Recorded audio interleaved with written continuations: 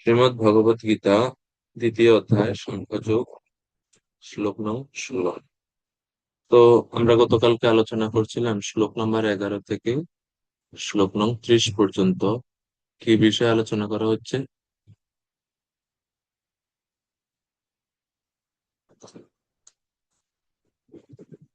কি বিষয়ে আলোচনা করা হচ্ছে 11 থেকে 30 নম্বর শ্লোকে? তো একজন বলুন, আলোচনার বিষয় কি এখানে? হাত উঠাতে পারেন।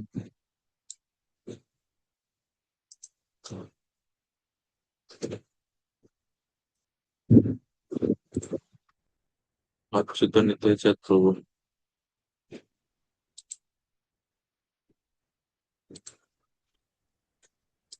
হরে কৃষ্ণ প্রভু।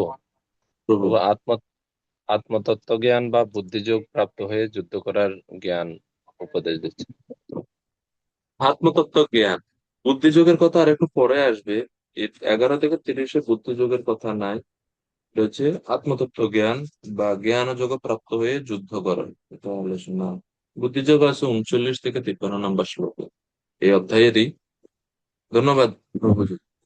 তো সহজ বিষয় 11 থেকে 30 আত্মতত্ত্ব জ্ঞান, কারণ আমরা আত্মার কথাই তো, আত্মার বৈশিষ্ট্য, আত্মা কিভাবে এক দেহ থেকে আরেক দেহে দেহান্তরিত, এগুলোই তো বর্ণনা করা হচ্ছে। তো এটা তো বলা দরকার ছিল।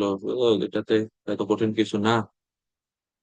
তো আমরা গতকালকে 15 নম্বর শ্লোক পর্যন্ত দেখছিলাম, আজকে 16 নম্বর শ্লোক থেকে পরের অংশ আজকে হলো হরে কৃষ্ণ। শ্লোক নাম্বার 16। না সতো বিদ্যতে ভাব, না ভাবো বিদ্যতে সতঃ, উভয়োপি দৃষ্টন্তস্ত্বনয়ো তত্ত্বদর্শিভিঃ। যারা তত্ত্বদ্রষ্টা, তারা সিদ্ধান্ত করেছেন যে অনিত্য জড় বস্তুর স্থায়িত্ব নেই এবং নিত্য বস্তু আত্মার কখনো বিনাশ হয় না। তারা উভয় প্রকৃতির যথার্থ স্বরূপ উপলব্ধি করে এই সিদ্ধান্তে উপনীত হয়েছে। তো আত্মা এবং জড় বস্তুর মধ্যে যে পার্থক্য আছে, আত্মা এবং জড় বস্তু যে এক নয়, সেখানে সেই বিষয়ে তত্ত্বদ্রষ্টা ব্যক্তিদের কি মত বা কি সিদ্ধান্ত, সেটা ভগবান এখানে অর্জুনের কাছে পেশ করছে। তত্ত্বদ্রষ্টারা কি বলছে? অর্জুন হয়তো বলতে পারে যে এটা তো আপনি আপনার মতের, আপনার কথা বলছেন। প্রকৃত তত্ত্বজ্ঞানীরা কি বলে থাকে আত্মা এবং দেহ বিষয়ে? তো এই জন্য এই 11 থেকে 30 নম্বরের শ্লোকের যে সেকশন, এই সেকশনকে আমরা আত্মতত্ত্ব জ্ঞানও বলে থাকি, অথবা এটাকে আমরা সাংখ্যযোগও বলি। এটাকে সাংখ্যযোগ বলা হয়। সাংখ্য মানে কি? সাংখ্য মানে হচ্ছে দেহ মা বা জড় চেতন, এই উভয়ের মধ্যকার যে পার্থক্যমূলক জ্ঞান, সেটাই হচ্ছে সাংখ্যযোগ। ঠিক আছে। তো এই সেকশনে কি বলা হচ্ছে? আত্মার কথা বলা হচ্ছে। আবার একই সাথে ভগবান শুধু আত্মার কথাই বলছেন না, দেহর সঙ্গে আত্মার কি পার্থক্য বা জড় বস্তুর সঙ্গে চেতন বস্তুর কি পার্থক্য, সেটাও ভগবান এখানে উপস্থাপন করছে। এই সাংখ্য যোগের প্রণেতা হচ্ছে আহ শ্রী কপিল দেব। কপিল দেব, কপিল মুনি। শ্রীমদ্ ভাগবতমে ওনার বর্ণনা রয়েছে তৃতীয় স্কন্ধের 25 থেকে 33 অধ্যায়। উনি ওনার মাকে উপদেশ দিচ্ছেন। কপিল দেবের শিক্ষা একটা বইও লিখেছেন শিল প্রভুপাদ আলাদা ওই অংশের উপর ভিত্তি করে। তো কপিল শিক্ষামৃতে যে কপিল মুনি, তিনি হচ্ছেন এই সাংখ্য দর্শনের প্রণেতা। সাংখ্য দর্শন মানে হচ্ছে সমস্ত কিছুকে উপাদানে পরিণত করা। যেমন, তো এটা একটা জ্ঞান যোগের একটা অংশ, কিন্তু আবার মনে রাখবে সাংখ্য যোগটা এটা হচ্ছে জ্ঞান যোগের একটা অংশ। জ্ঞানীদের একটা প্র্যাকটিস এটা, তারা সাংখ্য যোগ সম্বন্ধে অধ্যয়ন করে বা পড়াশোনা করে। যেমন মনে করেন আপনার সামনে একটা সুন্দর একটা ফুলের গাছ, হ্যাঁ, গোলাপ ফুলের গাছ, খুব সুন্দর। তো একজন সাংখ্যযোগী যখন এটা দেখবে, সে ভাববে ওকে, এটা গোলাপ ফুল, না এটা আসলে গোলাপ ফুল না। মানে বাস্তবেতে এটা হচ্ছে একটা জড় বস্তুর সমন্বয়। জড় বস্তু কি না, এটা এখানে গোলাপ ফুলের মধ্যে যে গোলাপ ফুলটা দাঁড়িয়ে আছে, মাটির উপরে দাঁড়িয়ে আছে, মাটি থেকে সে নিচ্ছে। তো তো ভূমি, জল, বায়ু, অগ্নি, আকাশ, এই পাঁচটা জিনিস এর রূপান্তর হচ্ছে এই গোলাপ ফুলটা। গোলাপ ফুল, গোলাপ ফুলের সৌন্দর্য আসলে এটা হচ্ছে রূপ, রস। এগুলোর এগুলোর সমন্বয়, গন্ধ এর সমন্বয় গোলাপ ফুল গাছটা। এবং এটা যখন পচে যাবে এটা মাটিতে পরিণত হবে। মাটি মানে হচ্ছে ভূমি, সেই পাঁচটা মূল উপাদানের একটা উপাদান ভূমি। ভূমি থেকে আসছে না, ভূমি আসছে পরম তত্ত্ব থেকে, ভগবান থেকে। তাহলে সবকিছুর মূলে কি আছে? পরমেশ্বর আছে, পরম ব্রহ্ম আছে। তারা পরব্রহ্ম বলে সাংখ্যযোগে। পরব্রহ্ম বা ভগবান, ভগবান শব্দটা ব্যবহার করে কম, ঈশ্বর বিশ্বাস করে, কিন্তু পরম ব্রহ্ম বা ব্রহ্ম থেকে সবকিছু প্রকাশিত হয়েছে এইরকম ধারণাটা তাদের মধ্যে প্রবল। তো এটা যে সাংখ্যযোগ সম্বন্ধে বা জ্ঞান যোগের মূল সংক্ষিপ্ত ধারণা। তো এই 16 নম্বর শ্লোকে এই জন্য এখানে বলা হচ্ছে যে আত্মা জড়বস্তুর সম্বন্ধে তত্ত্বদ্রষ্টাদের সিদ্ধান্ত হচ্ছে যে তারা সিদ্ধান্ত করেছেন অনিত্য জড়বস্তুর স্থায়িত্ব নেই।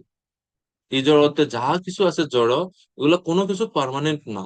আপনার আশেপাশে চোখের সামনে যা কিছু দেখতেছেন জড়, কোনো কিছুই পার্মানেন্ট না।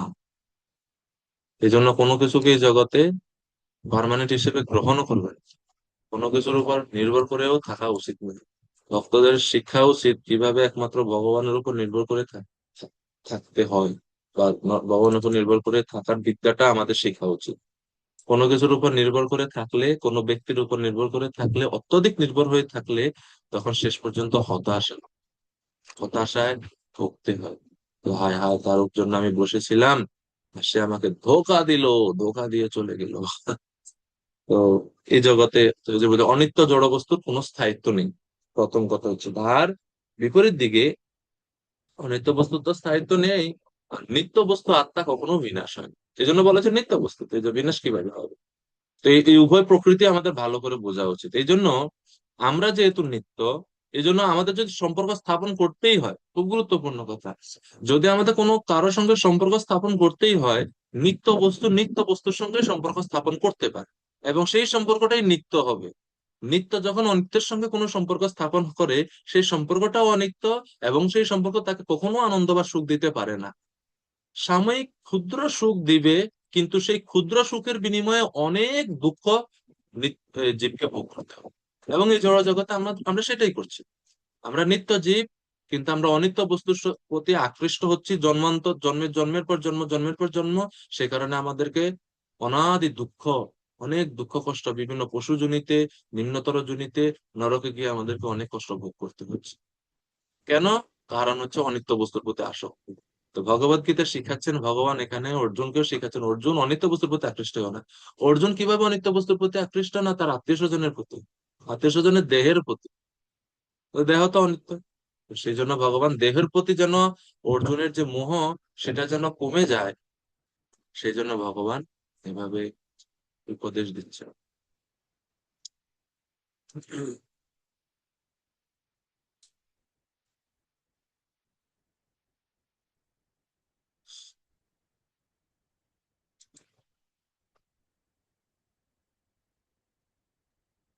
শ্বেতাশ্বেতার উপনিষদে বলা হচ্ছে যে ভগবান ভগবান হচ্ছে অর্থাৎ আমরা হচ্ছে ভগবানের অংশ। অংশ মানে আমরা নির্ভরশীল উপাসক, আমরা ওনার উপর নির্ভরশীল হয়ে থাকছি। আর ভগবান হচ্ছেন অংশী বা আশ্রয়দাতা। তো উপাস্য ভগবানের, এবং আমরা যারা উপাসকগণ আছি, এদের মধ্যে নিত্য সম্বন্ধ স্থাপন করাটাই হচ্ছে মুক্তির সূত্র বা মুক্তির গোপন সূত্র। যদি এই সম্বন্ধ স্থাপন না করা হয়, তাহলেই দুঃখ, তাহলেই দুঃখ। আর দেহের স্বভাব সম্বন্ধে বলা হচ্ছে যে দেহ হচ্ছে পরিবর্তনশীল, অসৎ। অসৎ শব্দ দ্বারা যে দেহকে সাময়িক বা পরিবর্তনশীল বলে নির্দেশ করা হয়েছে, এবং সৎ শব্দ দ্বারা আত্মাকে নিত্য বলে নির্দেশ করা হয়েছে। তো সেই জন্য সৎ বস্তুর প্রতি আকৃষ্ট হওয়া উচিত, অসতের প্রতি নয়। এই জন্য উপনিষদে বলে অসতো মা সদ্গময়, মৃত্যুর মা অমৃত গময়। এরকম ভাবে উপনিষদে বলা হচ্ছে।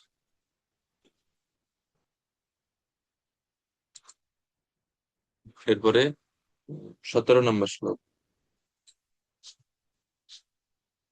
তো ভগবান 16 নম্বর শ্লোকে বলছেন যে আত্মা অবিনাশী বা আত্মার বিনাশ হয় না। এখন সেই বিষয়ে আরো একটু বিস্তৃত করে ভগবান বলছেন, অবিনাশী তু তদ্বিদ্ধি येन সর্বমিদং ততম বিনাশামপি यस्य यस्य না কশ্চিৎ কর্তুমর্হতি, যা সমগ্র শরীরে পরিব্যাপ্ত হয়ে রয়েছে তাকে তুমি অবিনাশী বলে জানবে। সেই অব্যয় আত্মাকে কেউই বিনাশ করতে সক্ষম নয়, কেউ বিনাশ করতে সক্ষম নয় অব্যয় আত্মাকে। এই জন্য বলা যে অব্যয় আত্মাকে কিভাবে বিনাশ করবে? আত্মার বিনাশ সম্ভব নয়, কেননা ভগবানেরও বিনাশ হয় না। তো আমরা যেহেতু ভগবানের অংশ, আত্মা কিভাবে বিনাশ হতে পারে? শাস্ত্রে আত্মার আয়তন বলা হচ্ছে অত ক্ষুদ্র আত্মা। যেরকম সূর্য থেকে সূর্যের আলো বা প্রকাশ, সূর্যের কিরণকে আলাদা করা যায় না, তদ্রূপ জীবাত্মা পরমাত্মার অংশ, এই দুইয়ের মধ্যে কোনো সময় বিচ্ছেদ ঘটানো সম্ভব নয়। এই জন্য আমরা হচ্ছে ভগবানের নিত্য অবিচ্ছেদ্য অংশ, জীব।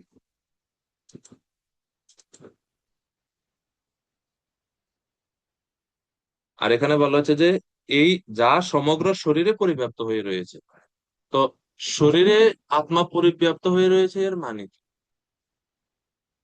এর মানে এটা না যে আমাদের জড় শরীর যত বড় আত্মাটাও তত বড়।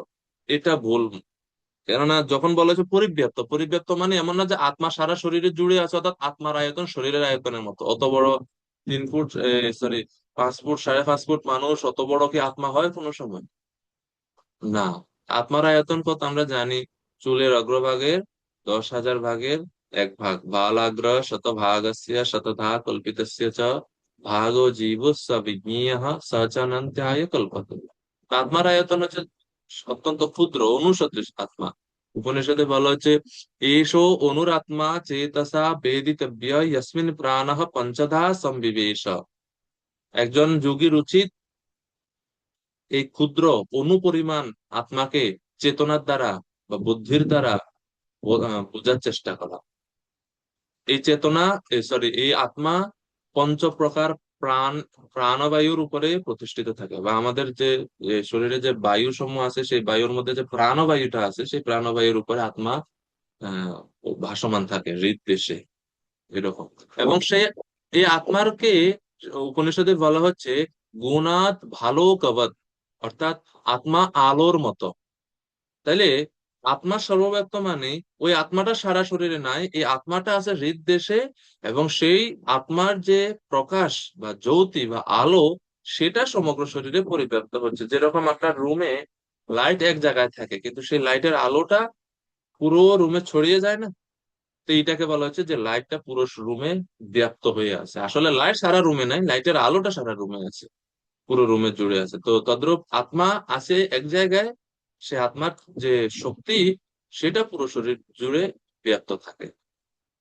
এটা বোঝানোর জন্য আরেকটা উদাহরণ দেওয়া হচ্ছে যথা প্রকাশ ইত্যেকঃ কৃৎস্নম লোকম ইমম রবিঃ ক্ষেত্রম ক্ষেত্রী তথা কৃৎস্নম প্রকাশয়তি ভারত।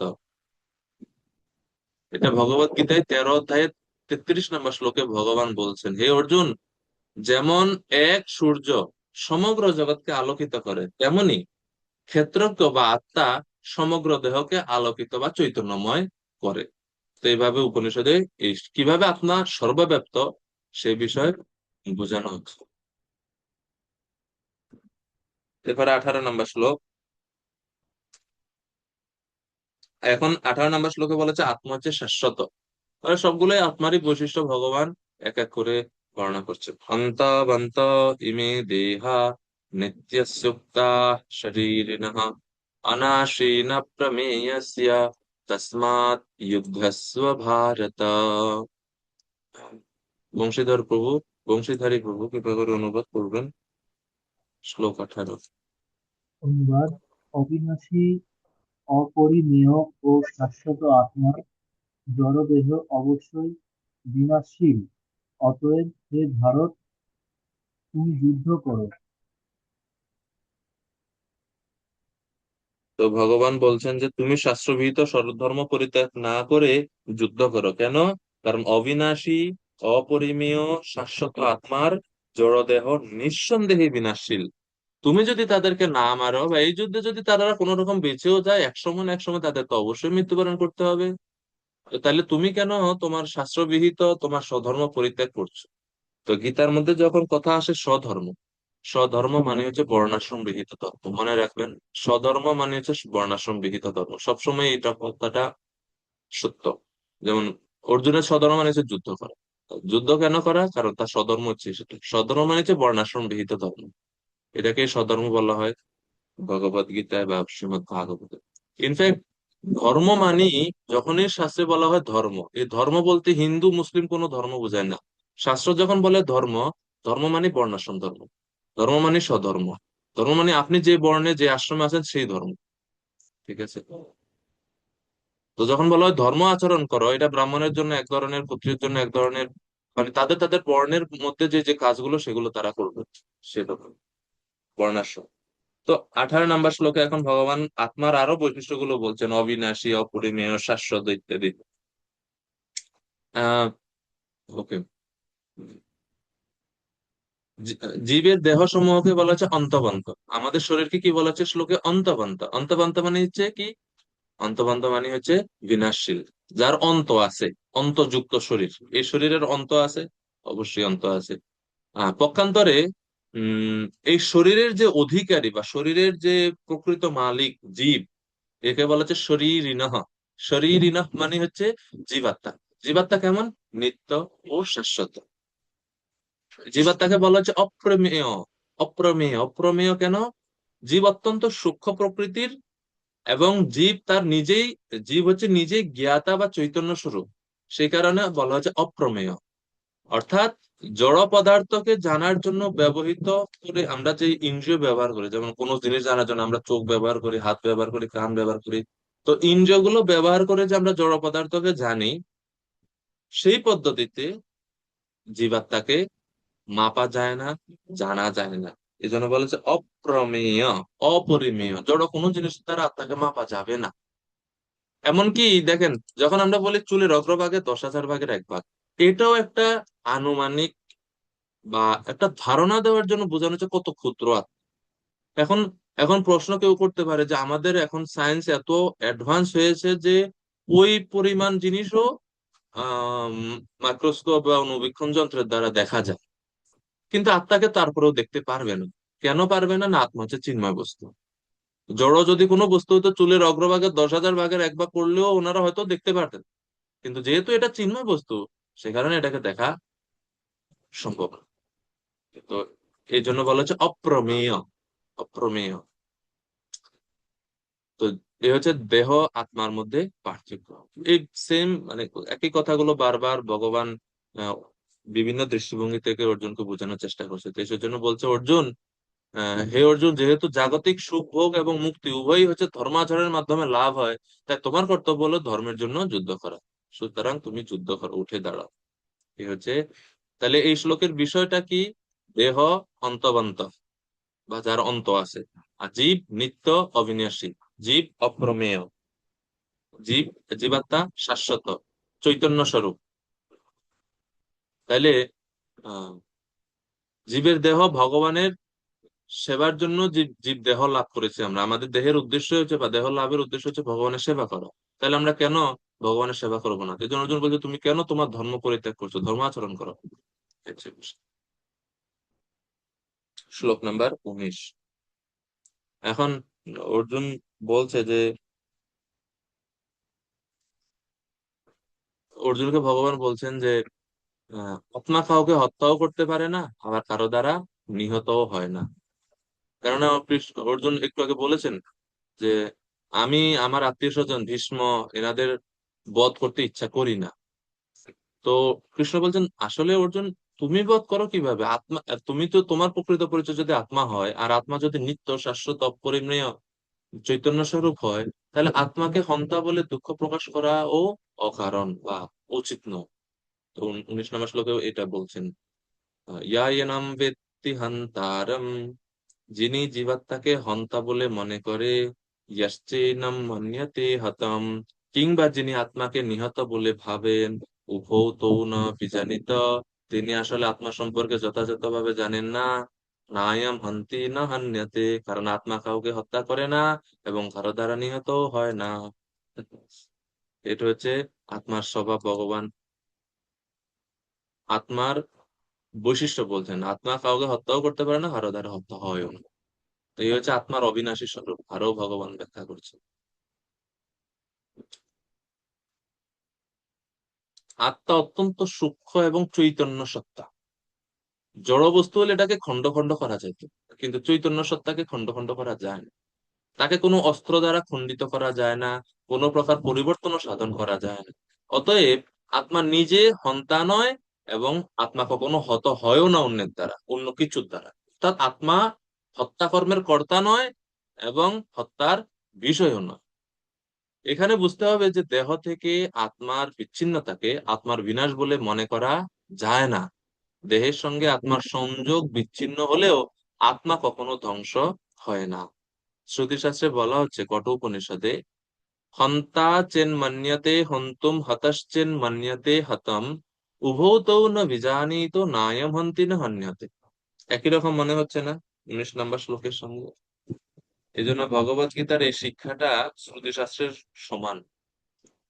তো কঠোপনিষদে 1, 2, 19 নম্বর মন্ত্রে বলা হচ্ছে, যে ব্যক্তি মনে করে আমি হত্যা করছি এবং যে ব্যক্তি মনে করে আমি নিহত হয়েছি, তারা উভয়েই আত্মার প্রকৃত স্বরূপ জানে না।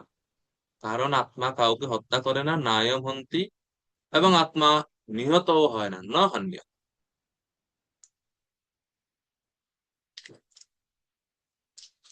তো এইভাবে আত্মার অবিনাশিত্ব, আত্মার যে বৈশিষ্ট্য ভগবান বর্ণনা করছেন।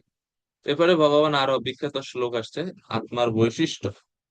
আত্মা হত হয় তো হয় না, তো হয় না, আত্মার কোনো জন্মও নাই, স্থিতিও নাই, বৃদ্ধিও নাই, ক্ষয় নাই, কিচ্ছু নাই। আত্মা হচ্ছে বিকার শূন্য। এই শ্লোকে ভগবান বলছে বিকার নাই, কোনো বিকার নাই। বিকার মানে বুঝেন, স্বাভাবিক অবস্থা থেকে পরিবর্তিত হয়ে যে রূপটা ধারণ করে সেটাকে বলা হয় বিকার। যেমন দুধ, দুধ যখন বিকার প্রাপ্ত হয় তখন সেটা কি হয়? দই হয় বা ছানা হয়। দুধের স্বাভাবিক অবস্থা তরল, কিন্তু সেটাকে যখন বিশেষ রাসায়নিক প্রক্রিয়ায় পুরনো দই যুক্ত করে, পুরনো দই যুক্ত করলে তো দই কেন হয় না? পুরনো দইয়ের মধ্যে যে ব্যাকটেরিয়া গুলো থাকে, উপকারী ব্যাকটেরিয়া, সেগুলো এই দইয়ের সঙ্গে মিশে তারা ওই দইটাকে, এই দুধটাকে দইয়ে পরিণত করে। তো বিকার যা কিছু, সেটা হচ্ছে বিকার মানে হচ্ছে প্রকৃত অবস্থার পরিবর্তিত রূপই হচ্ছে বিকার।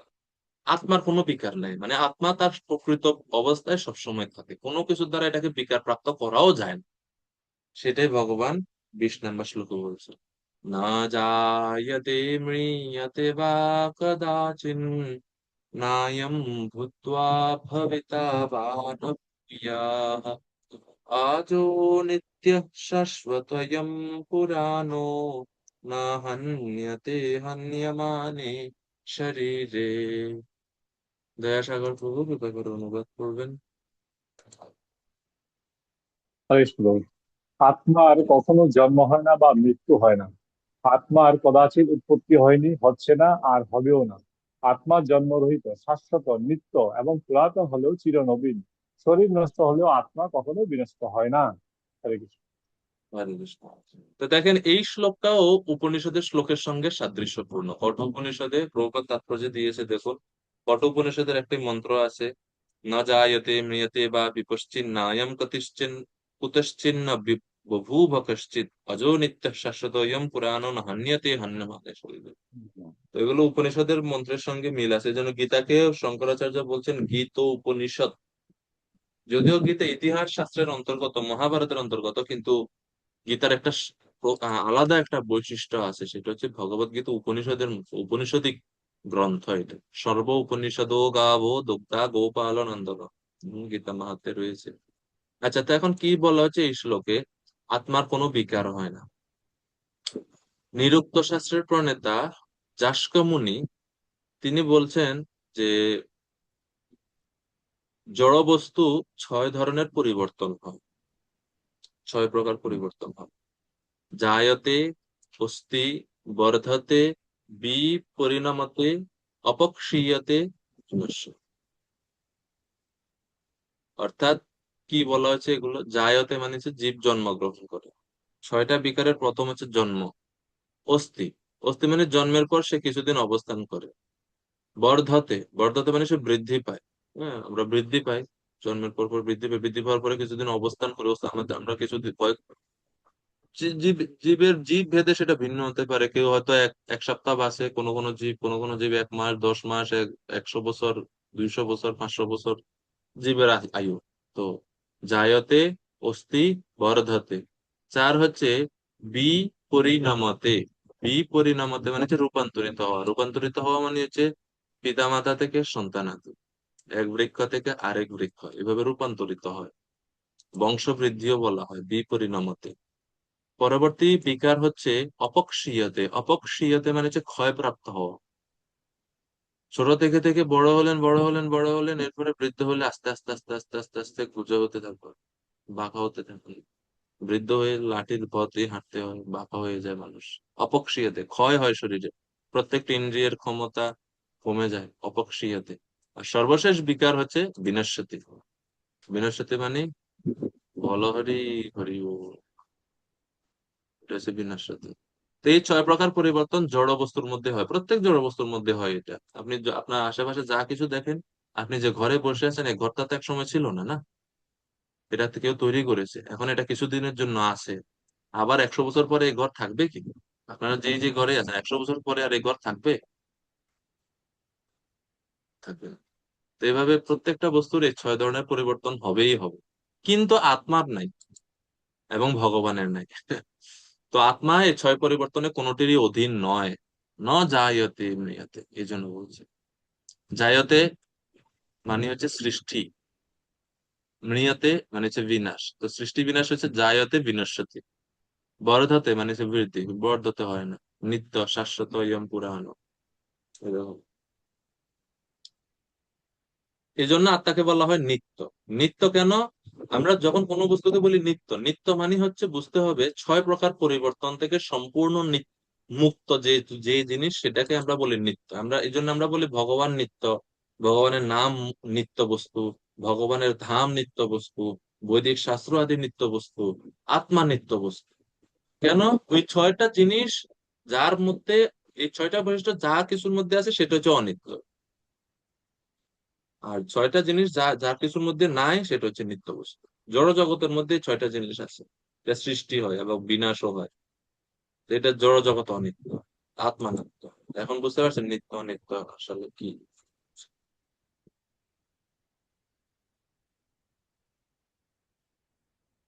তো ভগবান এই জন্য অর্জুনকে বোঝাচ্ছেন যে আত্মা কখনো জন্মায় না, মৃত্যুবরণ করে না, কোনোভাবে ধ্বংস হয় না। তো সুতরাং তুমি কেন ভয় পাচ্ছ? শাস্ত্রসম্মত, ধর্ম অনুমোদিত এই ন্যায় যুদ্ধে তুমি প্রবৃত্ত হও, যুদ্ধ করো।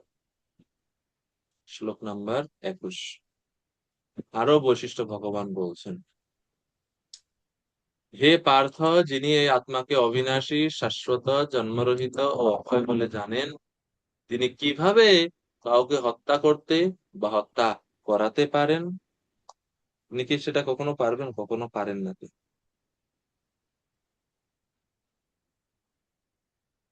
19 নম্বর শ্লোকের বিষয় 21 নম্বর শ্লোকে ভগবান ব্যাখ্যা করছে, কারণ 19-এ বলা হচ্ছে নায়ম হন্তি না হান্যতে। তো এটাই 21 নম্বর শ্লোকে বলছেন যে আত্মা কিভাবে এই বৈশিষ্ট্যের অধিকারী হওয়ার পরেও হত্যা করতে বা করাতে পারেন। আসলে এটা সম্ভব নয়। তো আহ, যে ব্যক্তির শাস্ত্রের যুক্তি বা আহ, পরম্পরার মাধ্যমে জ্ঞান লাভ করেছেন, তিনি জানেন আত্মা হচ্ছে অবিনাশী, আত্মা হচ্ছে অজ, আত্মা হচ্ছে অব্যয়। অবিনাশী মানে কখনো ধ্বংস হবে না, অজ মানে হচ্ছে কখনো জন্ম হয় না, অব্যয় মানে কখনো ক্ষয় প্রাপ্ত হয় না। তো সুতরাং তুমি কেন যুদ্ধ করতে ভয় পাচ্ছ?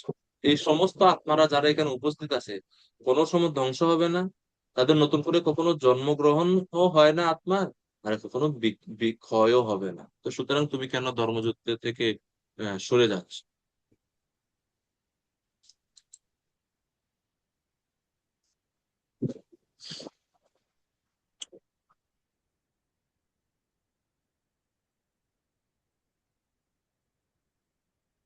এরপরে ভগবান 22 নম্বর শ্লোকে ভগবান দেখতেছেন যে অর্জুনের একটু বুঝতে অসুবিধা হচ্ছে, মনে হয় একটু বুঝতে অসুবিধা, কঠিন কঠিন ফিলোসফি না? তো ভগবান একটা উদাহরণ দিচ্ছে, আচ্ছা শোনো, একটা বিষয়টা একটু সহজ করি তোমার জন্য। বিষয়টা একটু সহজ করলে এরকম আছে, তুমি পোশাক পরে না, পোশাক পরো না, পোশাক প্রতিদিন পোশাক পরো তো? হ্যাঁ আমি পোশাক পরি। তুমি যখন পুরাতন হয়ে যায় পোশাকটা, তখন সেটা কি করো? সাজিয়ে গুছিয়ে মিউজিয়ামে বা আলমারিতে সুন্দর করে সাজিয়ে রাখো, পুরোনো ছিঁড়া পোশাক? বলে না, আমি তো ফেলে দিই। তো পুরানো পোশাক যদি তুমি ফেলে দাও, এই ভীষ্মদেবের শরীরের মধ্যে কত বছর ধরে আছে, এখন তো ওনার যাওয়ার সময় চলে আসছে। তো তুমি যুদ্ধ করতে অসুবিধা কি? তো ওনার তো এমনিতেই মৃত্যুর সময় চলে আসছে, যুদ্ধ করো।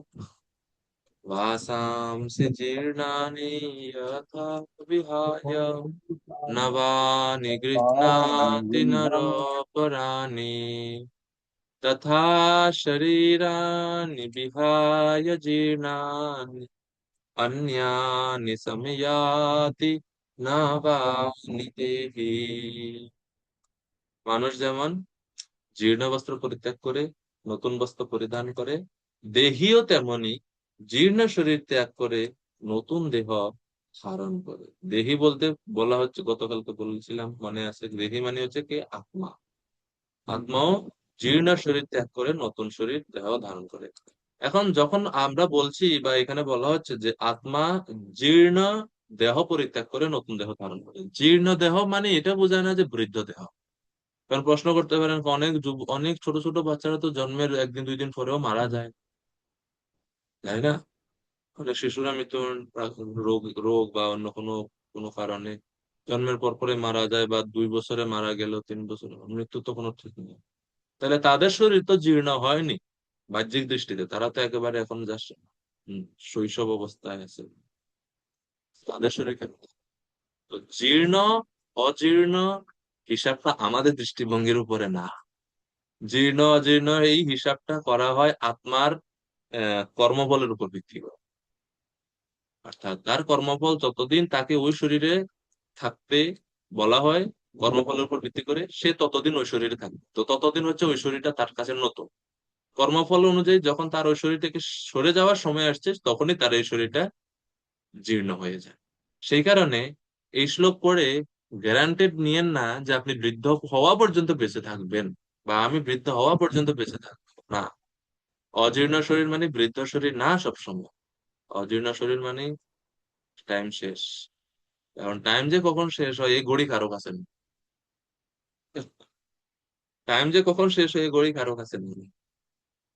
এটা হচ্ছে সবচাইতে বড় ভয়, সবচাইতে বড় ভয়, তো কখন চলে যেতে হবে। এই জন্য শুভস্য শীঘ্রম, ভালো কাজে দেরি করতে নাই। ভক্তি অনুশীলন যত ঐকান্তিক ভাবে করা যায়।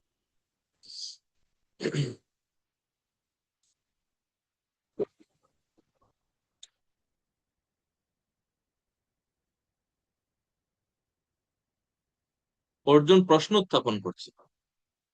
অর্জুনের প্রশ্ন হচ্ছে, আত্মা যদি অবিনাশী হয়, তবুও ভীষ্ম, দ্রোণ প্রভৃতি ব্যক্তিদের যে দেহগুলি তাদের সুখের কারণ ছিল, যুদ্ধের মাধ্যমে তাদের সেই দেহগুলি ধ্বংস করার ফলে আমরা তাদের সেই সুখ থেকে বঞ্চিত করব, এটা কি পাপ নয়? তা যদি না হতো, তাহলে এই ধরনের হত্যার জন্য শাস্ত্রে যে প্রায়শ্চিত্তের বিধান দেওয়া হয়েছে তার কোনো প্রয়োজনীয়তাই তো থাকতো না। এখন আরেকটা বড় সন্দেহ অর্জুন উত্থাপন করছে। লজিকটা বুঝতে পারছেন? অর্জুন বলছে, আচ্ছা ঠিক আছে বুঝলাম আত্মা অবিনাশী, আমি মানলাম, কিন্তু যদি যুদ্ধ করি তাদের দেহ তো নষ্ট হবে, তাই না? কৃষ্ণ বলছে হ্যাঁ, দেহ নষ্ট হবে। তো অর্জুন বলছে, তারা তাদের এই দেহের মধ্যে থাকা অবস্থায় যে সুখ, যে সুখ ঐশ্বর্য ভোগ করছেন, সেই সুখ এবং ঐশ্বর্য তো তারা আর পরে ভোগ করতে পারবে না এই দেহে, এই নির্দিষ্ট দেহে তো তারা আর পারবে না। কৃষ্ণ বলছে পারবে না, হ্যাঁ পারবে না। তো বলছে তারা তাদের যে সুখ ঐশ্বর্য ভোগে যে আমি বাধা দিলাম তাদেরকে হত্যা করে, তাহলে এটা আমার পাপ হবে না? হবে কিনা? নইলে শাস্ত্রে প্রায়শ্চিত্তের বিধান কেন দিয়েছে? প্রায়শ্চিত্ত কেন করে মানুষ? কোনো পাপ করলে, ভুল করে, সেটাই তো ঠিক করার জন্য প্রায়শ্চিত্ত। পাপ থেকে যেন মুক্ত হওয়া যায়, প্রায়শ্চিত্ত। এখন ওর কৃষ্ণের কাছে এই প্রশ্ন করছে যে, এখন বলুন প্রায়শ্চিত্তের বিধান কেন দিয়েছেন আপনি শাস্ত্রে যদি পাপই না হয়? তো এই জন্য ভগবান বলছেন, যেমন একজন ব্যক্তি পুরনো ও জীর্ণ বস্ত্র পরিত্যাগ করে নতুন বস্ত্র পরিধান করলে আনন্দ লাভ করে, তেমনি জীব যখন তার পুরনো মানব দেহ পরিত্যাগ করে নতুন দেবদেহ গ্রহণ করে, মনে আছে, পুরাতন মানব দেহ পরিত্যাগ করে নতুন দেবদেহ গ্রহণ করে, তখন তার জন্য তো অবশ্যই আনন্দিত হওয়া উচিত। শোক করার কি কারণ আমি বুঝতে পারছি না। এখন ভগবান আরেকটা দৃষ্টিভঙ্গি দিচ্ছে অর্জুনকে, যে এই যে যারা এই যুদ্ধক্ষেত্রে মৃত্যুবরণ করবে, তারা তাদের এই পুরাতন মানব শরীর ত্যাগ করে পরবর্তীতে কি দেহ লাভ করবে? কি দেহ বললাম? দেব দেহ। দেব দেহ কেন বলা হলো? যুদ্ধক্ষেত্রে মৃত্যুবরণ করলে স্বর্গে গমন করবে। তো স্বর্গে গিয়ে দেবতাদের মতো শরীর লাভ করবে না, নতুন শরীর, ফ্রেশ। এটা আনন্দ না? আনন্দদায়ক। তো এই again মনে রাখতে হবে, এখানে শুদ্ধ ভক্তির দৃষ্টিভঙ্গি থেকে কথা না, কথাটা হচ্ছে বর্ণাশ্রমের দৃষ্টিভঙ্গি থেকে। তো বর্ণাশ্রমের নিয়ম অনুযায়ী এটা, যে ক্ষত্রিয় যখন যুদ্ধ করে, যুদ্ধক্ষেত্রে যদি তিনি নিহত হন, মারা যান, স্বর্গে গমন করে। এবং কুরুক্ষেত্র এই স্থানটাকে এই জন্য নির্বাচন করা হচ্ছে, কুরুক্ষেত্রে ধর্ম আচারে, কুরুক্ষেত্র হচ্ছে ধর্মের স্থান, তো সেই কারণে এই ধর্মক্ষেত্রে এটা একটা তীর্থস্থান। তীর্থস্থানে মৃত্যুবরণ করলে মানুষ এমনি তো ঊর্ধ্বগতি হয়, তাই না? তো এই জন্য ভগবান বলছেন, এরা যদি এখানে মারা যায়, তাদের পুরাতন শরীর ত্যাগ করে তারা নতুন দেহ গ্রহণ করুক। তো এই যুদ্ধ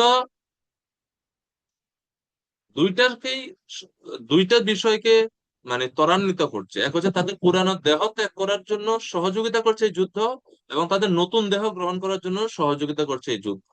আর তুমি সেই যুদ্ধ থেকে সরে যাচ্ছ। তোমার উচিত, এই যুদ্ধ জীবের পরবর্তী দেহ লাভের প্রক্রিয়াকে সহায়তা করছে, এবং তোমার উচিত এই জন্য এই যুদ্ধে অংশগ্রহণ করা, এই যুদ্ধ পরিত্যাগ করুন। তো এইভাবে ভগবান পুরো দৃষ্টিভঙ্গিটাই চেঞ্জ করে দিয়েছেন। তো এর থেকে আমরা বুঝতে পারি যে জীব খুব দ্রুত সেই নতুন দেহ লাভ করবে যদি সেই দেহটা পরিত্যাগ করে যুদ্ধক্ষেত্রে।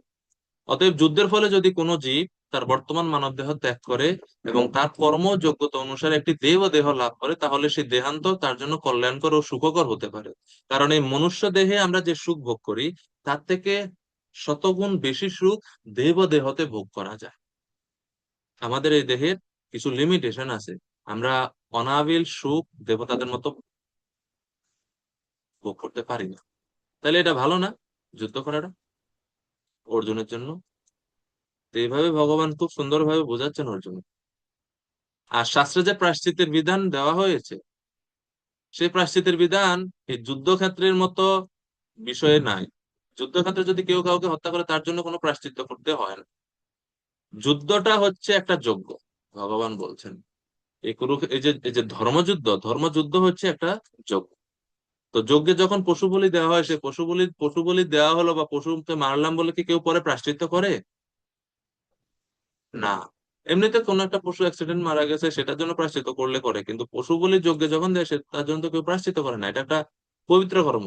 তদ্রূপ ক্ষত্রিয়ের জন্য ন্যায়সঙ্গত যুদ্ধ করা পবিত্র। তো সেখানে প্রায়শ্চিত্তের কোনো বিধান তোমার জন্য প্রযোজ্য। আর ওই যে অর্জুন আরেকটা বলছে যে তারা সুখ থেকে বঞ্চিত হবে। ভগবান এখন বলছেন যে সুখ থেকে কিভাবে তারা বঞ্চিত হবে, তারা তো আরো বেশি সুখ লাভ করবে যদি তারা নতুন দেহ লাভ। তাহলে কেন যুদ্ধ থেকে তুমি সরে যাচ্ছ? যুদ্ধ করো। এইবার বুঝতে পারছেন না? বুঝা যাচ্ছে কি? সবাই এমনি বসে আছে এখন, নড়াচড়া না। আমি তো বুঝতে পারছি না যে কি হচ্ছে, মানে কি বেশি কঠিন হচ্ছে না কি, বুঝতে পারছেন না? বুঝা যাচ্ছে?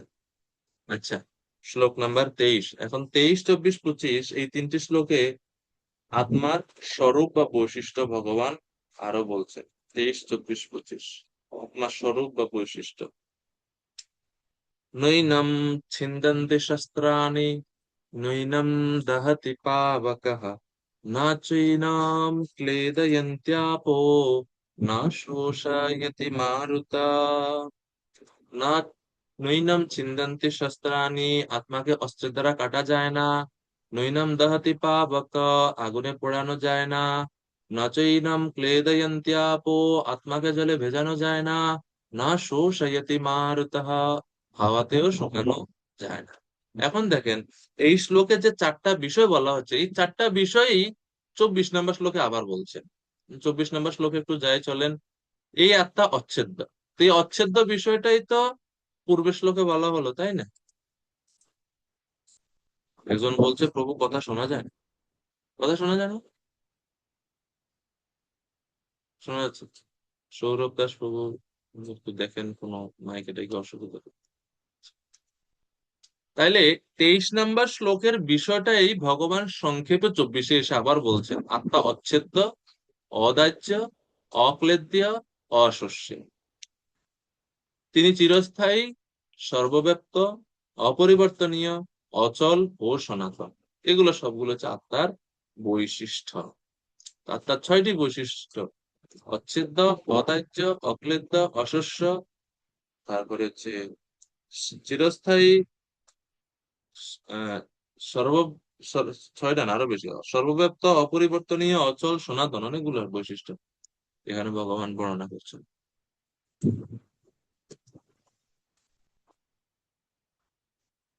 আত্মাকে আরেকটা বিশেষ শব্দ এখানে আমরা দেখতে পাচ্ছি, চিরস্থায়ী আমরা বুঝলাম, সর্বব্যাপ্ত বুঝলাম, এখানে একটা বিশেষ শব্দ বলছে সর্বগত বা সর্বব্যাপ্ত। তো আত্মা সর্বগত মানে কি?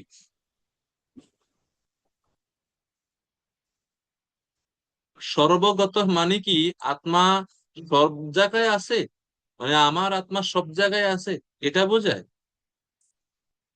সর্বব্যাপ্ত সর্বগত মানে কি?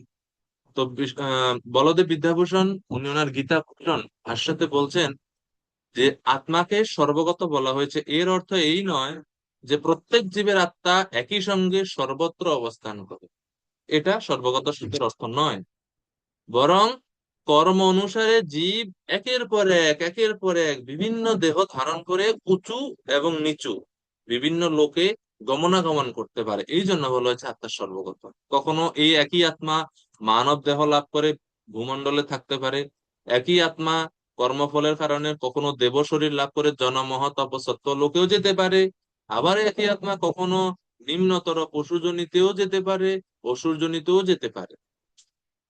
এভাবে বিভিন্ন দেহে প্রবেশ করতে পারে, বিভিন্ন দেহে অবস্থান করতে পারে, বিভিন্ন লোকে অবস্থান করতে পারে বলে আত্মাকে বলা হচ্ছে সর্বগত। বুঝা গেছে আপনাকে কেন বলা হচ্ছে সর্বগত? আহ বৃহদারণ্যক উপনিষদে বলা হচ্ছে অবিনাশী বা আরে অয়ম আত্মা অনুচ্ছিদ অনুচ্ছিত্তি ধর্মা। এই আত্মা অবিনাশী এবং এর ধর্ম বা গুণ সমূহ হচ্ছে নিত্য, অর্থাৎ আত্মার যে ধর্ম, আত্মার যে গুণ, এটা হচ্ছে নিত্য।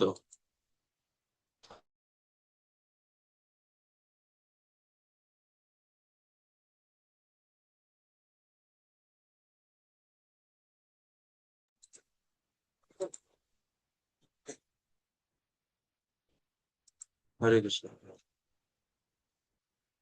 অনুচিত্তি ধর্মা, অনুচিত্তি ধর্ম মানে হচ্ছে আত্মার যে বৈশিষ্ট্য সেগুলো কখনো নষ্ট হয় না এবং অবিনাশ। তো এইভাবে উপনিষদেও একই বিষয় বলা হচ্ছে। আর আরেকটা বিষয় বলা হচ্ছে আত্মা হচ্ছে সনাতন। সনাতন মানে নিত্য, চিরন্তন, অনাদি, অনন্ত, যার আদিও নেই, যার অন্তও নেই, সেজন্য বলেছে সনাতন।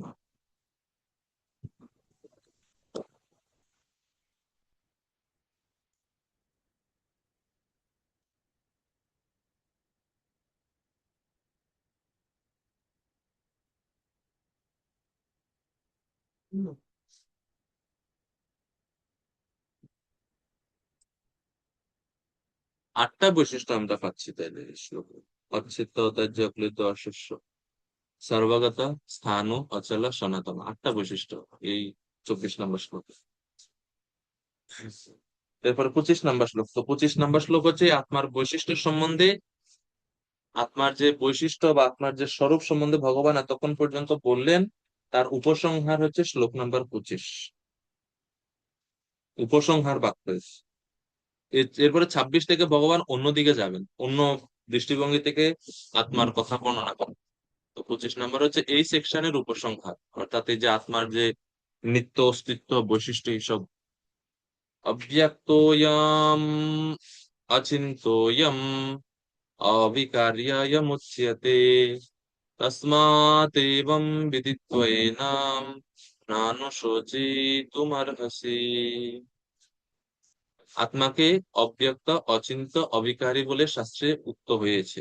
অতএব এই সনাতন স্বরূপ অবগত হয়ে দেহের জন্য তোমার শোক করা উচিত নয়। দেহের জন্য তোমার শোক করা উচিত নয়। তো এভাবে আত্মার বৈশিষ্ট্য শাস্ত্রে বর্ণনা করা হয়েছে। বিদিত্ব এনম তসমাৎ এবং বিদিত্ব এনম বিদিত্বা। বিদিত্বা মানে হচ্ছে শুধু জানা না, আত্মার প্রকৃত স্বরূপ নিশ্চিত ভাবে জানা, এটাকে বলা হচ্ছে বিদিত্বা। বিদ শব্দের অর্থ হচ্ছে জানা, বিদ ধাতু থেকে বেদ, তো সেখান থেকে বিদিত্বা।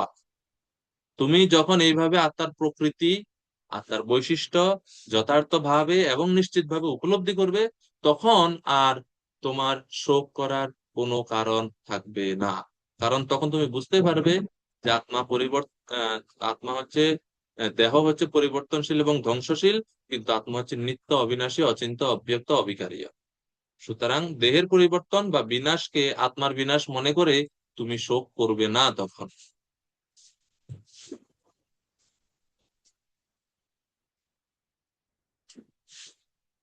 এরপরে শ্লোক নাম্বার 26, 26 থেকে 30। এখন ভগবান আরেক দৃষ্টিভঙ্গিটা একটু চেঞ্জ করছেন। এতক্ষণ পর্যন্ত বর্ণনা করা হচ্ছে আত্মার জন্য শোক করা কর্তব্য নয়।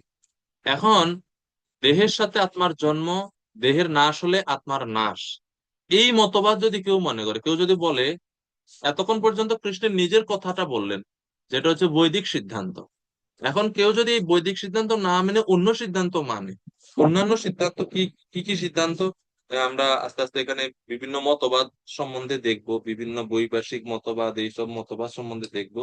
তো এই সমস্ত মতবাদেও যদি কেউ বিশ্বাসী হয়, তাও শোক করা উচিত নয়, কান্না করা উচিত। তো সেই প্রসঙ্গ এখন আমরা আস্তে আস্তে প্রবেশ করছি। শ্লোক নাম্বার 26, 26 নাম্বার শ্লোক। নেহা কর্মকার মাতাজি অনুবাদ পড়বেন কি করে বলে?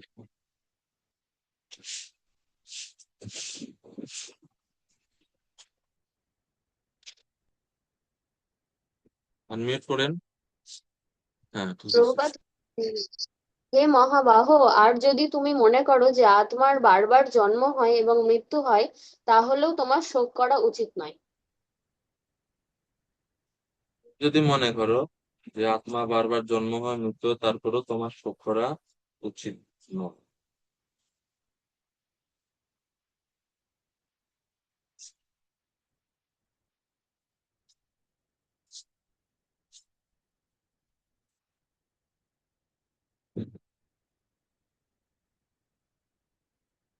এখন দেখেন, যখনই 26 নম্বর শ্লোক ভগবান বলছেন এটা, যে তুমি যদি মনে করো, ইভেন ইফ ইউ থিঙ্ক, এর মানে এতক্ষণ পর্যন্ত কৃষ্ণ যা বলছেন তার নিজের কথা বলছেন। এখন এই 26 থেকে যে কথাগুলো অর্জুনকে বলছেন, এগুলা কৃষ্ণের নিজের মত নয়। বুঝা গেছে? এই জন্য কৃষ্ণ বলছে, যদি তুমি মনে করো, এমনকি যদি তুমি মনে করো, এর মানে এই 26 থেকে যা কথা, এগুলো কৃষ্ণের নিজস্ব মতবাদ নয়, এগুলো ওই সময়ে প্রচলিত অন্যান্য দার্শনিক মতবাদ। এবং কৃষ্ণ বলছেন সেগুলো যদি তুমি বিশ্বাসী হও, সেই সমস্ত মতবাদেও যদি বিশ্বাসী হও, তাও শোক করা উচিত নয়। তো সেই মতবাদটা কি? এক ধরনের মতবাদ আছে যারা মনে করে আত্মার বারবার জন্ম হয়, আত্মার মৃত্যু। এতক্ষণ কৃষ্ণ বলছেন আত্মার কোনো জন্ম মৃত্যু নেই। তো হুট করে যদি যদি কেউ পড়ে, যে রে একটু আগে বললো না হন্যতি, না না হন্তি না হন্যতে, এসব কথা বলা হলো, এখন এসে আবার বলছে আত্মা বারবার জন্ম হয়, মৃত্যু হয়। তো এই জন্য সিস্টেমেটিক ভগবত গীতা পড়া উচিত। কেননা এখন আমরা দেখতে পাচ্ছি যে আচার্যরা বলছেন যে এখন দৃষ্টিভঙ্গি পরিবর্তন হচ্ছে। এতক্ষণ পর্যন্ত 25 পর্যন্ত যা বলছেন এটা কৃষ্ণের নিজস্ব মতবাদ ছিল, 26 নম্বর শ্লোক পর্যন্ত, 26 থেকে যে কথাগুলো ভগবান বলছেন সেগুলো কৃষ্ণের নিজস্ব মতবাদ নয়। তাইলে এখন আমরা ক্লিয়ার, ওকে। তাহলে কি কার মতবাদে? এটা হচ্ছে বৌদ্ধ ধর্মীয় বা বৌদ্ধ দার্শনিকদের মতবাদ। বৌদ্ধ দার্শনিকদের মতবাদ হচ্ছে এটা, যে আত্মার বারবার কি হয়, জন্ম হয়, এরকম। বলদেব বিদ্যাভূষণ প্রভু ওনার গীতার ব্যাখ্যাতে তিনিও এই বিষয়ে বর্ণনা করতেন। তিনি বলছেন,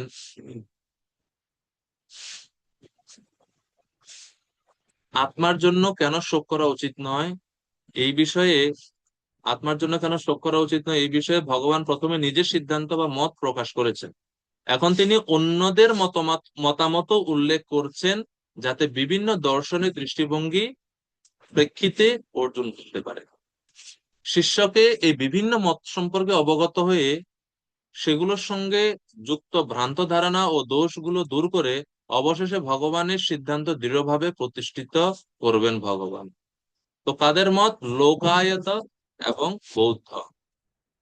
মানব দেহের মতো একটি দেহ, যা 4টি মৌলিক উপাদান দ্বারা গঠিত, যখন নির্দিষ্টভাবে সংযুক্ত হয় তখন তার থেকে চৈতন্যের উদ্ভব ঘটে। যেমন সুপারি থেকে লাল রং প্রকাশিত হয়, অথবা কোনো তরলে বিশেষ প্রক্রিয়ায় মাদকতার শক্তি প্রকাশ পায়। এই মতে 4টি উপাদান দ্বারা দেহ গঠিত হয়, এই জন্য দেহই হচ্ছে আত্মা। তো এখন আমি যেগুলো বলছি এটা হচ্ছে লোকায়ত এবং বৈভাষিক মতবাদ। প্রবাদ তাৎপর্য যেগুলো উল্লেখ করেছে, লোকায়তিক এবং বৈভাষিক মতবাদ। বৈভাষিক মানে হচ্ছে বৌদ্ধ দার্শনিক, আর লোকায়তিক মানে হচ্ছে চার্বাক মতবাদ। ঠিক আছে?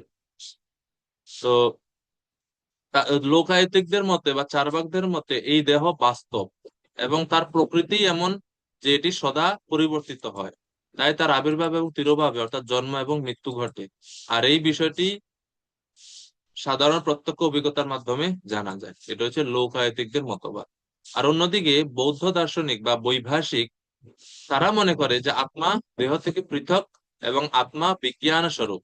কিন্তু তাদের মতে এই বিজ্ঞান বা চৈতন্য প্রতি মুহূর্তে উৎপন্ন হয়ে বিনষ্ট হয়, অর্থাৎ তার কোনো স্থায়ী অস্তিত্ব নেই। তাহলে লোকায়তিকদের থেকে বৈভাষিকদের মতবাদের পার্থক্য হচ্ছে এটা, লোকায়তিক বা চার্বাক মতবাদীরা মনে করে 4টি জড় উপাদানের সমন্বয় যখন ঘটে তখনই আত্মা প্রকাশিত হয়।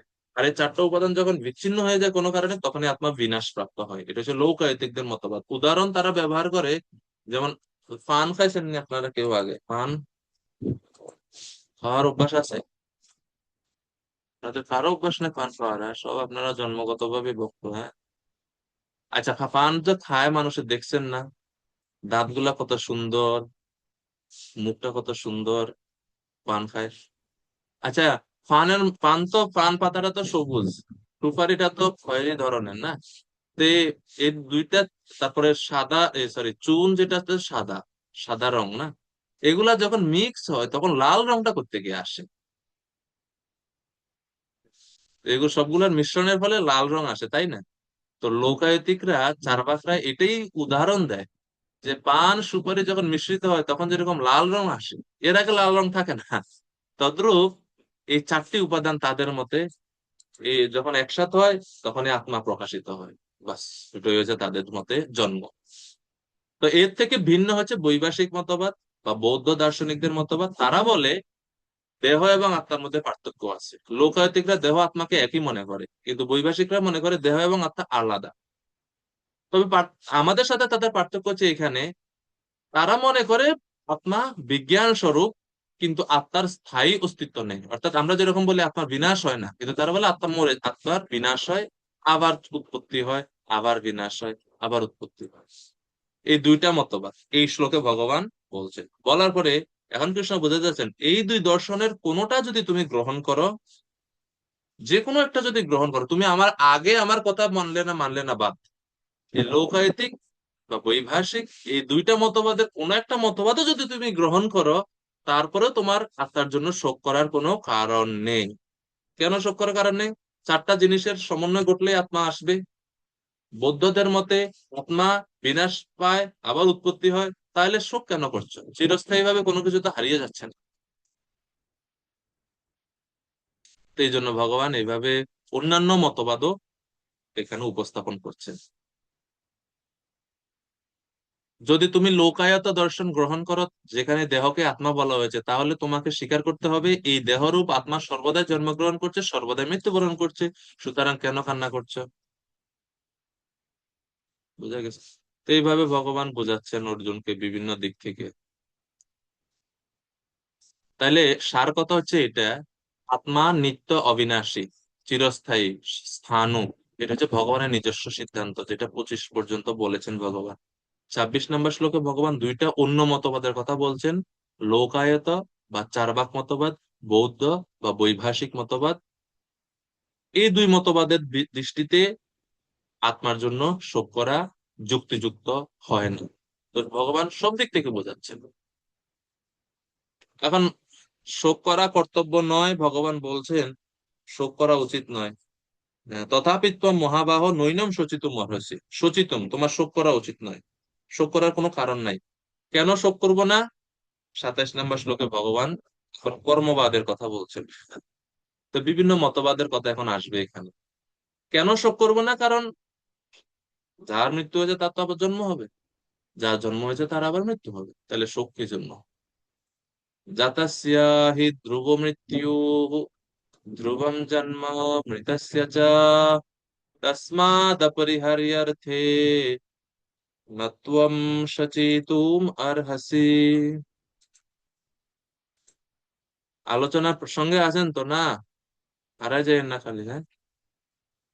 দয়া সিন্ধু প্রভু, কৃপা করে অনুবাদ করুন শ্লোক 27-এর।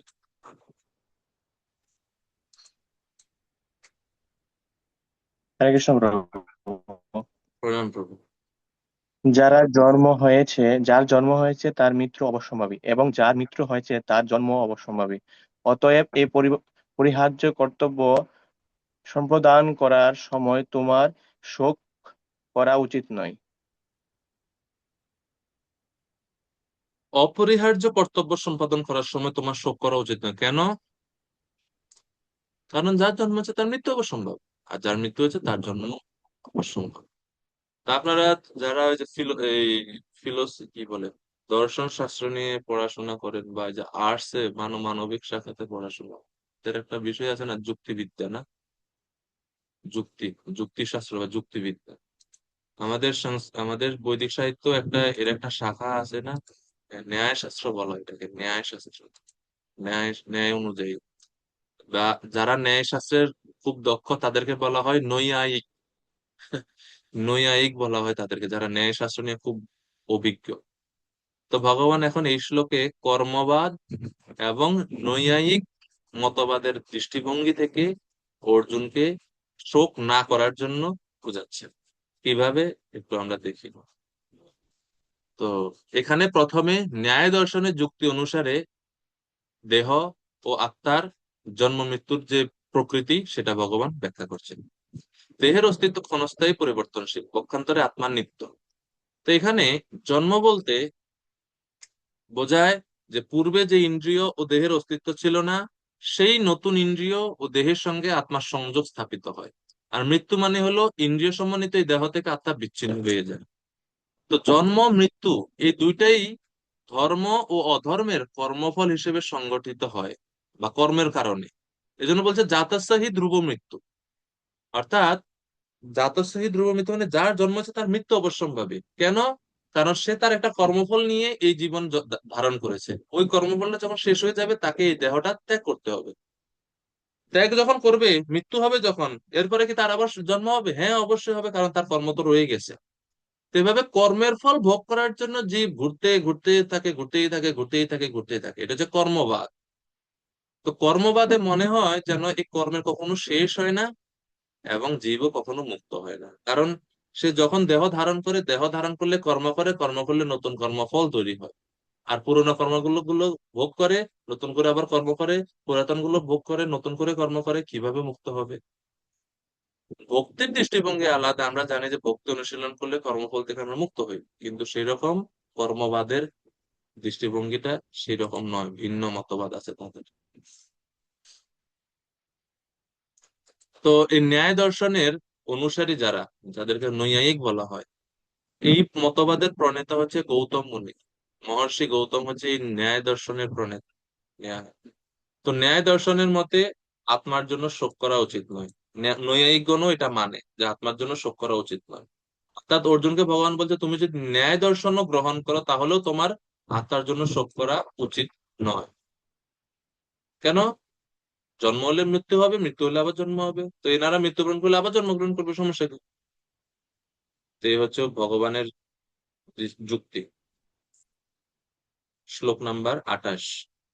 अव्यक्तादीनि भूतानि व्यक्तमध्यानि भारत अव्यक्तानि धनान्येव तत्र का परिदेवना।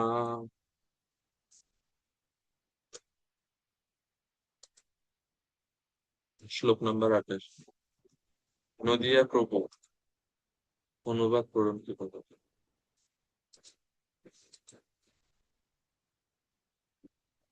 হরে কৃষ্ণ বাবু।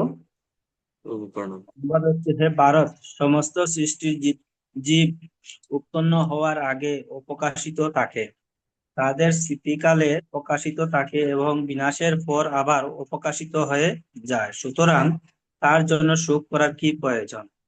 হরে কৃষ্ণ। তার জন্য সুখ করার কি প্রয়োজন?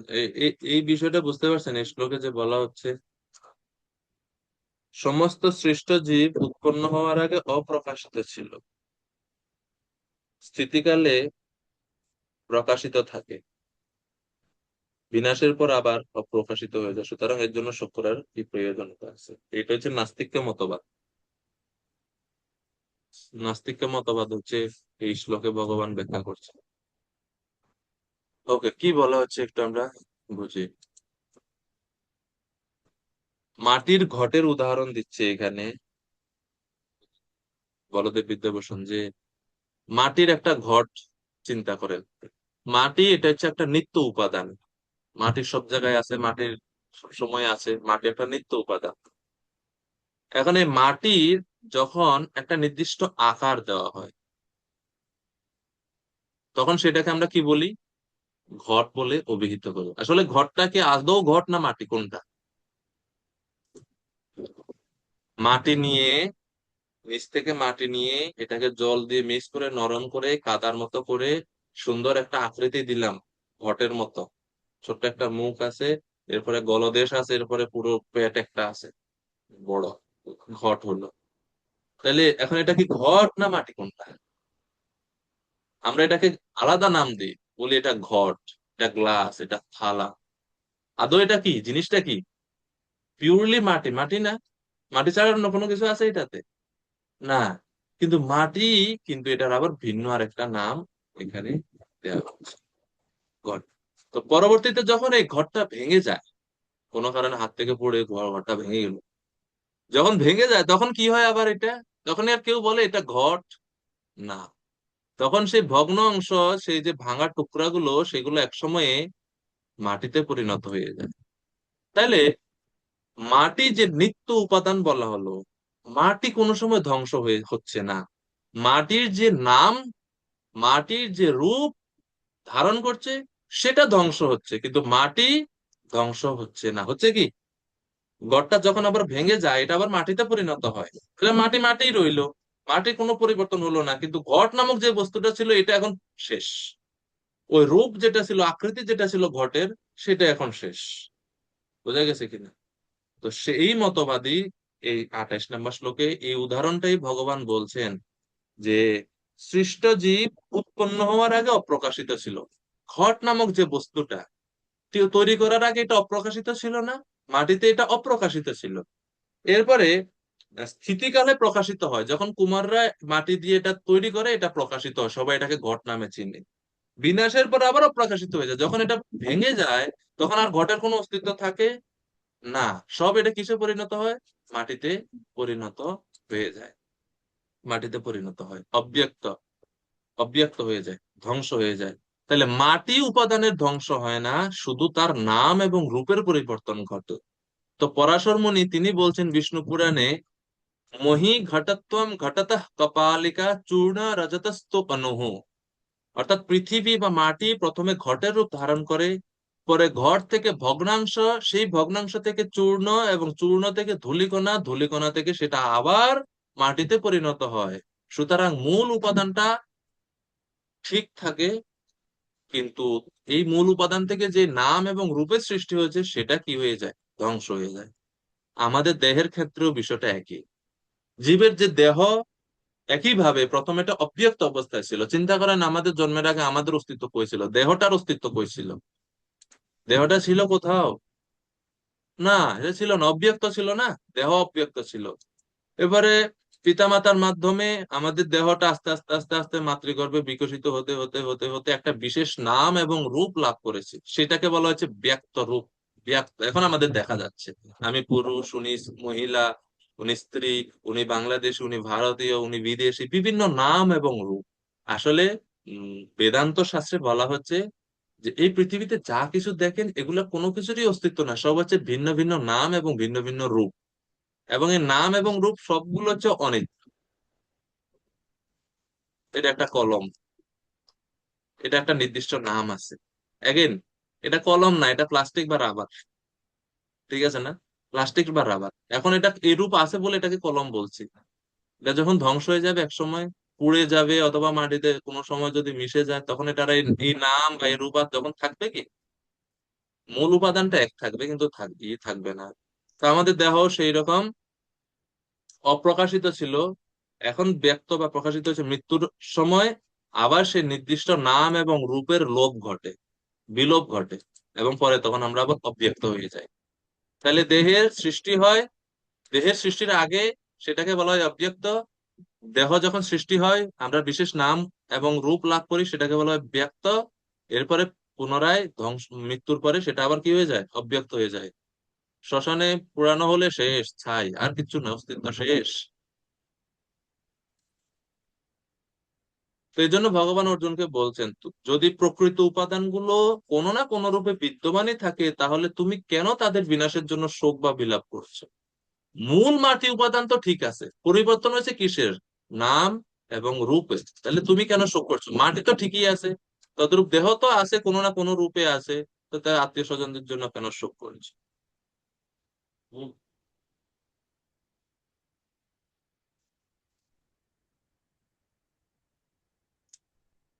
তো এইভাবে ভগবান অর্জুনকে এই আত্মতত্ত্ব জ্ঞান ব্যাখ্যা করছেন।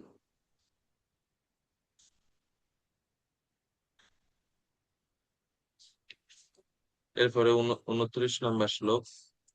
आश्चर्यवत् पश्यति कश्चिदेनाम् आश्चर्यवत् वदति तथैव चान्यः आश्चर्यवत् चैनमन्यः शृणोति श्रुत्वाप्येनं वेद न चैव कश्चित्।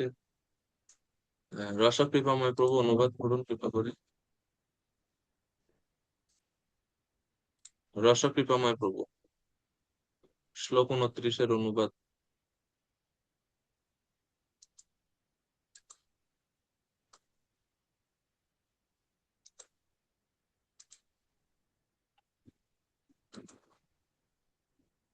অন হয়নি, মাইক অন হয়নি।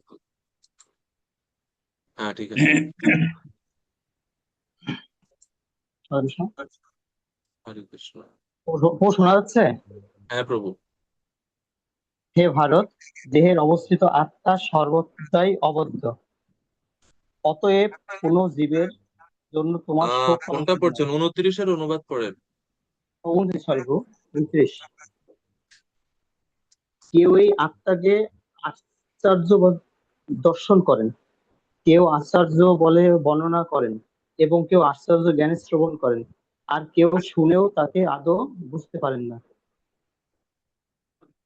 এই শ্লোকটাই হচ্ছে আশ্চর্য।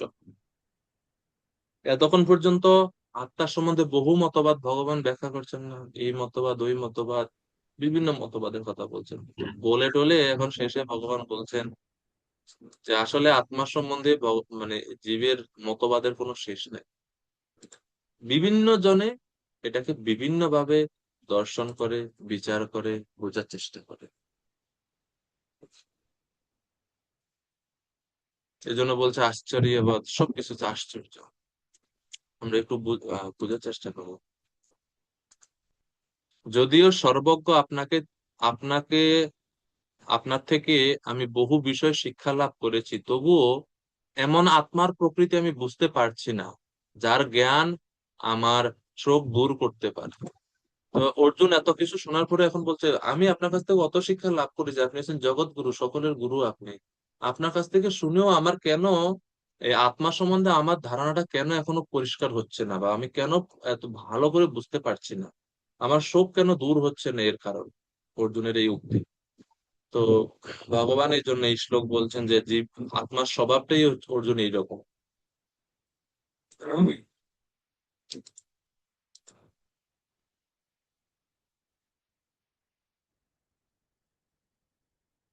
আহ বলদেব বিদ্যাভূষণ প্রভু বলছেন এই শ্লোকে যে আমাদের যে স্বরূপ, জীবের স্বরূপকে শাস্ত্রে জ্ঞান ও আনন্দময় বলে বর্ণনা করা হয়েছে। জীব একদিকে জ্ঞান স্বরূপ এবং আনন্দময় স্বরূপ। এখন দেখুন আমাদের আত্মার মধ্যে কিছু আপাত দৃষ্টিতে কিছু পরস্পর বিরোধী বৈশিষ্ট্য আছে। যেমন আত্মা হচ্ছে জ্ঞান স্বরূপ, আবার আত্মাকে কখনো কখনো বলা হয় জ্ঞাতা। এখন আমি যদি নিজেই জ্ঞান স্বরূপ হই, আমি কিভাবে জ্ঞাতা হব? মনে করেন যে আম গাছ আমের স্বাদ কখনো বুঝতে পারে? আম গাছ কখনো কি আমের স্বাদ বুঝতে পারে? পারে না। তো এখানে বলা হচ্ছে আত্মা হচ্ছে জ্ঞান স্বরূপ, আত্মা নিজে হচ্ছে জ্ঞানময়। তাহলে জ্ঞানময় বস্তু কিভাবে আবার নিজেকে জানতে পারে, জ্ঞাতা কিভাবে হতে পারে? এরকম একটা বিষয়। এরকম পরস্পর বিরোধী আছে। আত্মা এত এত বড় বড় শরীর পরিচালনা করে, কিন্তু আত্মার পরিমাণ এত ক্ষুদ্র। কিভাবে এত বৃহৎ নীল তিমি থেকে শুরু করে বড় বড় হাতি ডাইনোসর থেকে শুরু করে ক্ষুদ্র মাইক্রো অর্গানিজম আছে আমাদের, ভাইরাস, ব্যাকটেরিয়া, ফাঙ্গাস, প্যারাসাইটস, এগুলার কেউ পরিচালনা করে আত্মা। কিভাবে এটা সম্ভব? এই যে আপাত বিরোধী যে বৈশিষ্ট্যগুলো, সেটা সত্যিই আশ্চর্যজনক, এজন্য বলা যায় আশ্চর্যবাদ। তবে এমন কোন ব্যক্তি, যদি কেউ এমন কিছু কিছু ব্যক্তি আছে যারা গুরু কৃপা লাভ করেছেন এবং যাদের হৃদয় শুদ্ধ, তারা এই আত্মাকে কিছু মাত্রায় বুঝতে পারে।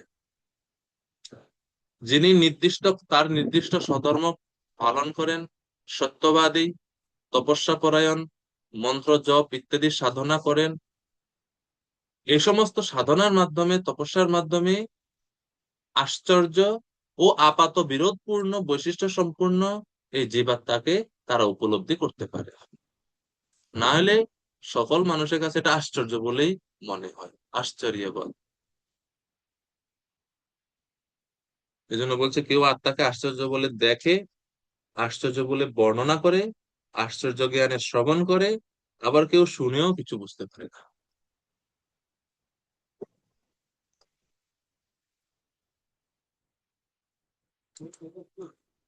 বলদেব বিদ্যাভূষণ প্রভু বলছেন শুধু আত্মার কথা শুনলে আত্মতত্ত্ব উপলব্ধি হয় না।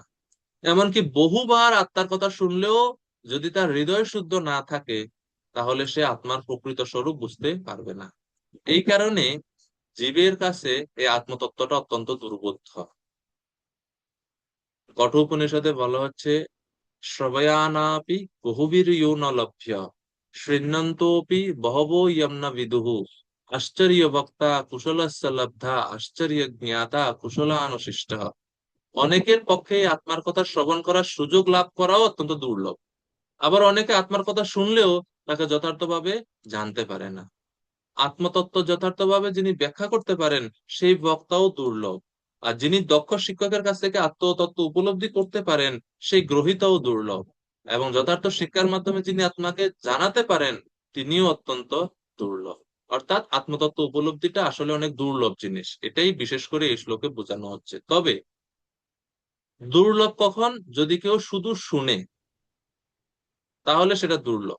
কিন্তু কেউ যদি শুদ্ধ হৃদয়, সদ্গুরু শরণাগত হয়, যথার্থভাবে শ্রবণ করে, সেবা করে, সাধনা করে, জপ করে, তার নির্দিষ্ট কর্তব্যাদি পালন করে, তখন সেই আত্মার দুর্লভত্ব তার কাছ থেকে দূরে যায় এবং সে আত্মাকে আস্তে আস্তে আস্তে আস্তে আত্মস্বরূপটা বুঝতে থাকে। এইভাবে ভগবান তার আত্মবিষয়ক উপদেশ অর্জুনকে শেষ করছেন। তো 30 নম্বর শ্লোকে এখন উপসংহার দিবেন। ভগবানের যে 11 নম্বর শ্লোক থেকে শুরু করেছেন বলা সেই জ্ঞান এখন 30 নম্বর শ্লোকে এসে শেষ করছেন ভগবান। শ্লোক নাম্বার 30 উপসংহারে বলছেন, দেহি নিত্যম অবধ্যোয়ম দেহে সর্বস্য ভারত তস্মাৎ সর্বাণি ভূতানি ন ত্বম শুচিতুমর্হসি। হে ভারত, প্রাণীদের দেহে অবস্থিত আত্মা সর্বদাই অবধ্য, অতএব কোন জীবের জন্য তোমার শোক করা উচিত নয়। তো উপসংহারে ভগবান বলছেন আত্মার জন্য শোক করা উচিত নয়, কারণ আত্মা সর্বদাই কি অবদ্ধ, মানে আত্মাকে কখনো কেউ মারতে পারে না। বদ্ধ, অবদ্ধ, অবদ্ধ।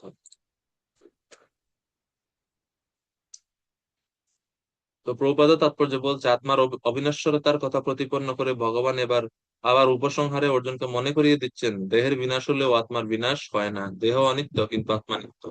তো মাঝখানে যদিও ভগবান অন্যান্য মতবাদের কথা এনেছেন, কিন্তু সর্বশেষ ভগবান আবার আর নিজের যে মত বা যেটা বৈদিক সিদ্ধান্ত, সেই বৈদিক সিদ্ধান্তটাই ভগবান আবার পুনরাবৃত্তি করছেন। বৈদিক সিদ্ধান্তটাই ভগবান আবার পুনরাবৃত্তি করছেন।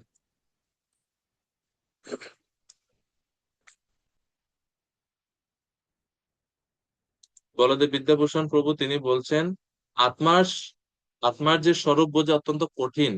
ভগবান তার সংক্ষেপে শিক্ষা দেওয়ার পর এখন এই বিষয়ের উপসংহার টানছেন এই 30 নম্বর শ্লোকে। তিনি অর্জুনকে পুনরায় বলছেন আত্মার জন্য কোনোভাবে যেন অর্জুন শোক না করে।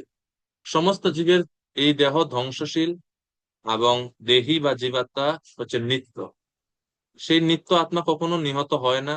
অর্জুন, হে অর্জুন, ভীষ্ম প্রভৃতি ব্যক্তিরা সহ সমস্ত দেহধারী জীবের জন্য তোমার শোক করা উচিত নয়।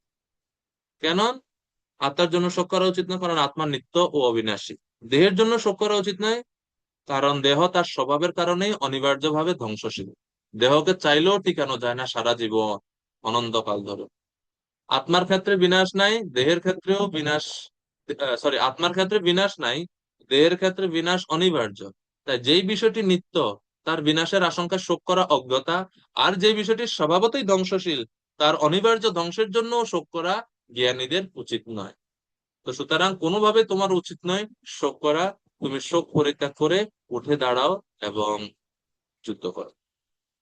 এ হচ্ছে ভগবানের নির্দেশ। হরে কৃষ্ণ হরে কৃষ্ণ কৃষ্ণ কৃষ্ণ হরে হরে, হরে রাম রাম রাম হরে হরে। তো আমরা আজকে 30 নম্বর শ্লোক পর্যন্ত রাখছি। 31 থেকে আমরা পরের ক্লাসে